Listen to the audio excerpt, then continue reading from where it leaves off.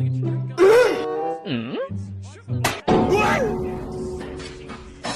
呦我的妈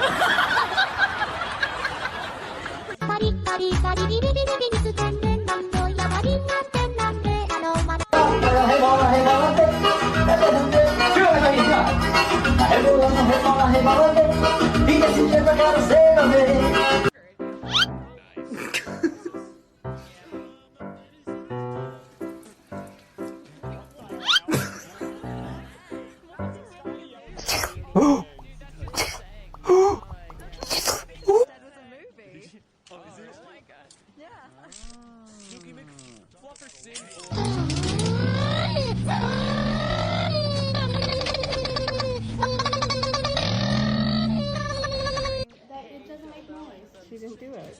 Yeah,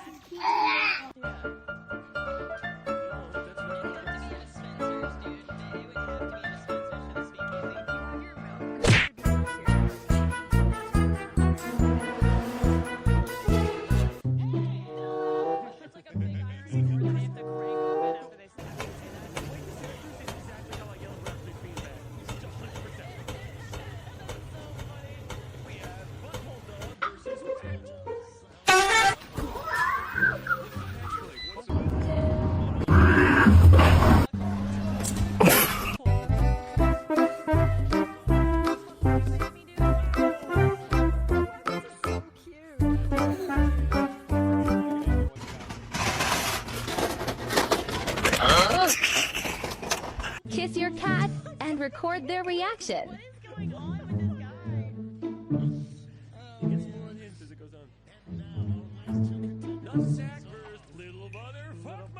His face.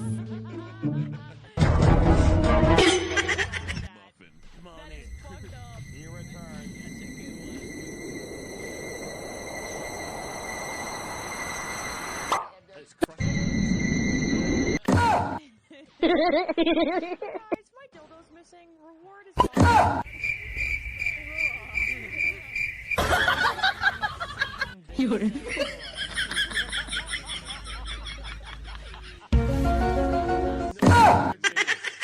Very friendly.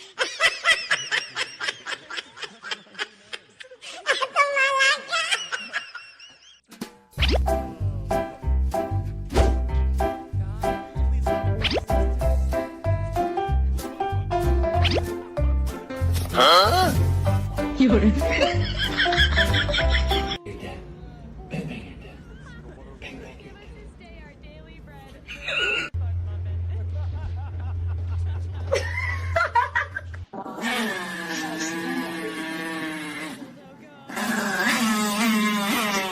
Protected.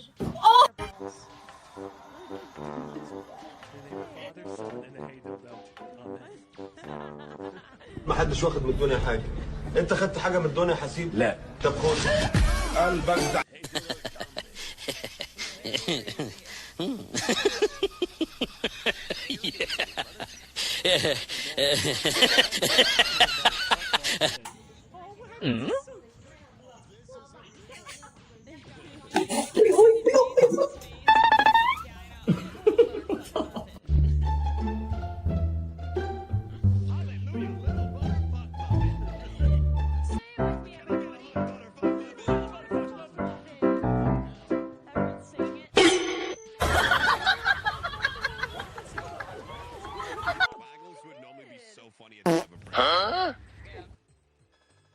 There's something wrong with you calling your dog a little butter fuck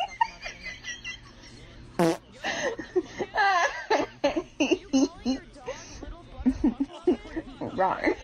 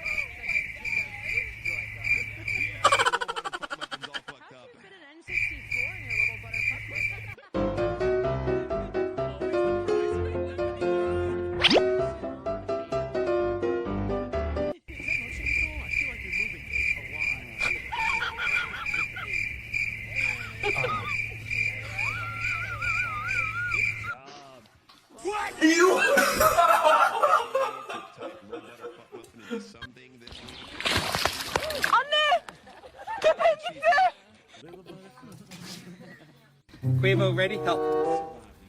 Go. Got it? Yes. Good boy. Hit it.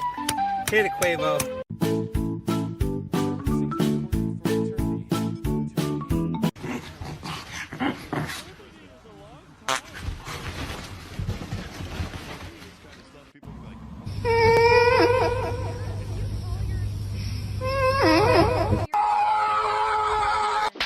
I owed him up.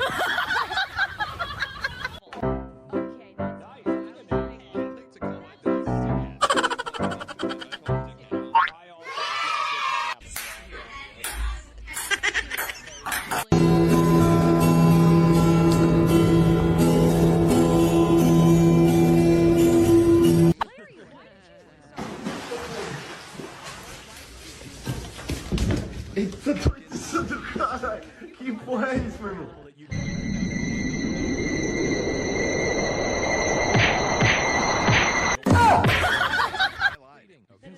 Who did? How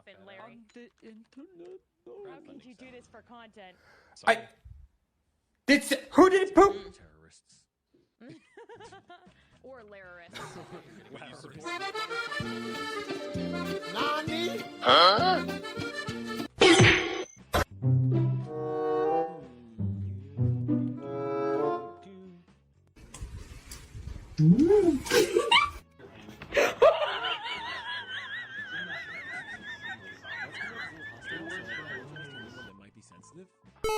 I think mine is as well. You can't be sensitive on Survive the Internet.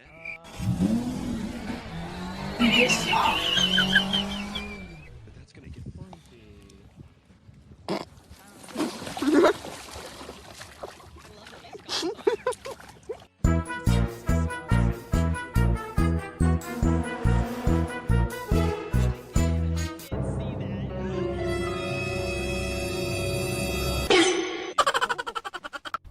Now who's gonna make it? it all, but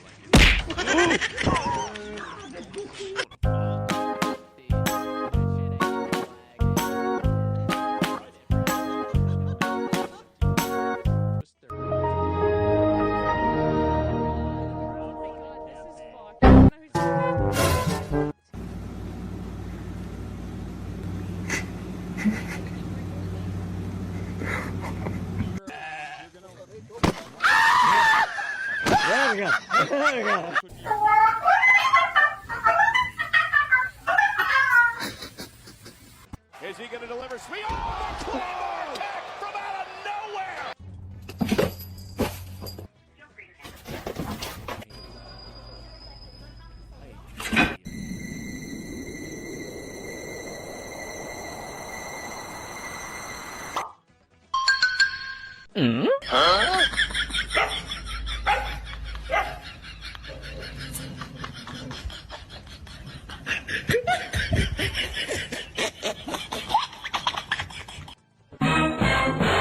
Okay.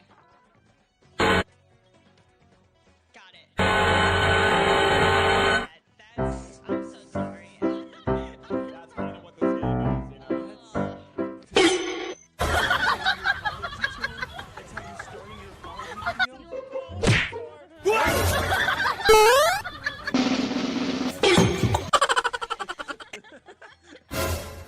we gotta get you in the P.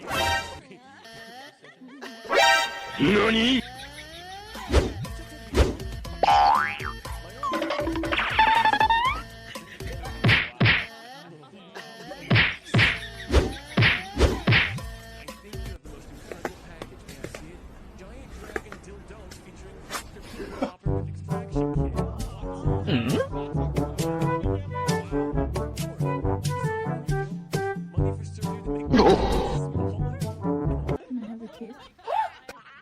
Oh my god.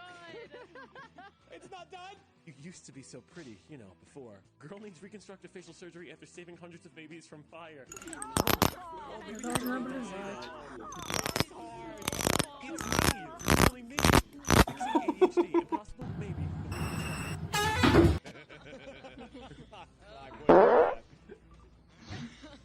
video games. Get really good at them, no matter what your parents say. Welcome to Nature Park Restoration. Touch grass again. Aw. That'd be a good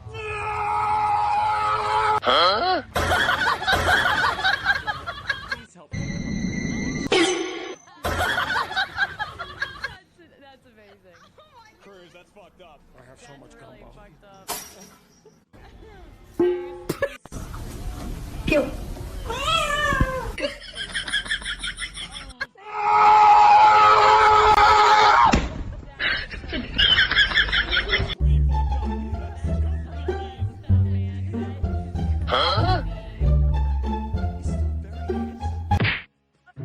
Dude, I'm not gonna lie, his plastic surgery is amazing. Facelift to that?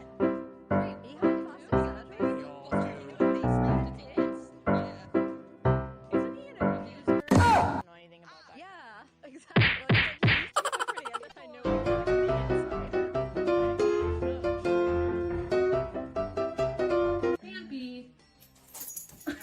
He does have a pretty face, though.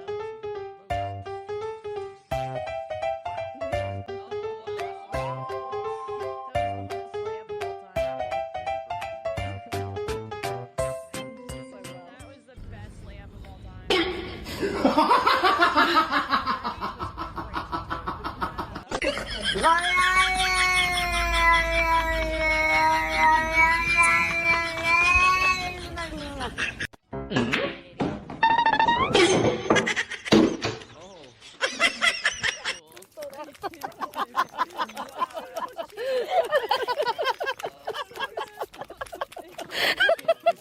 Fucking idiot from top to bottom. Number one moron, I guess.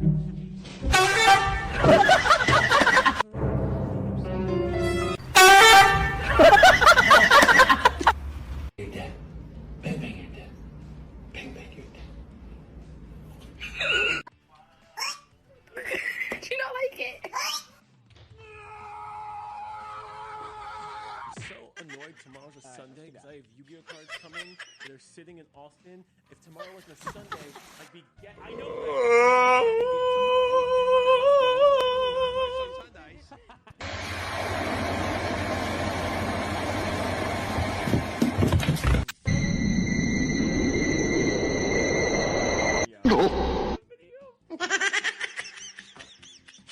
Love each other.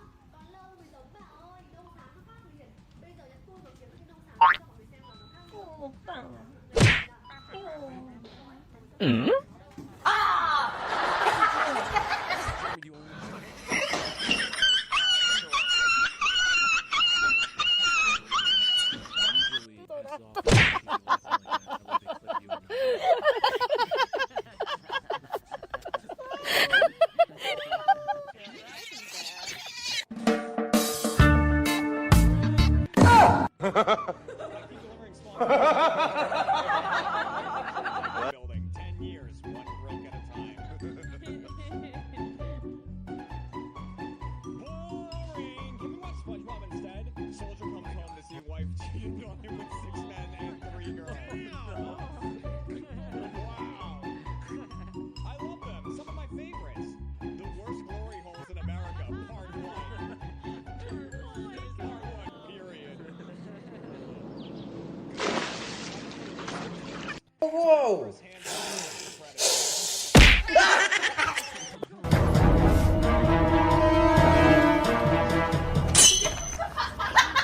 My battle with creepy perverts on the internet.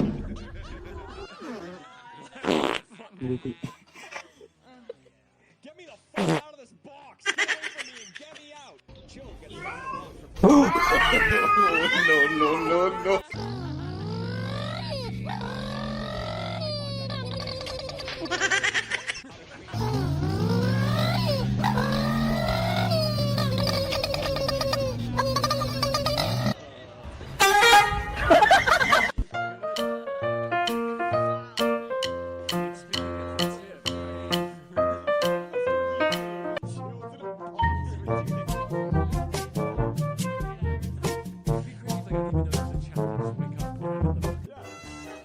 Doctor has come to a conclusion.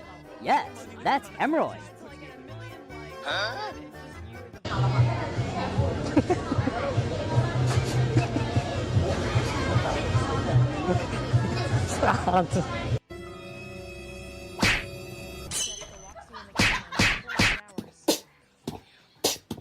Sneaking through your window, chill, don't worry. Tortellini brings in food.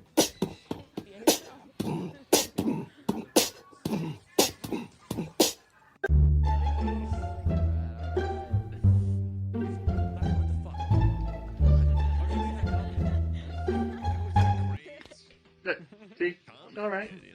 It's all good.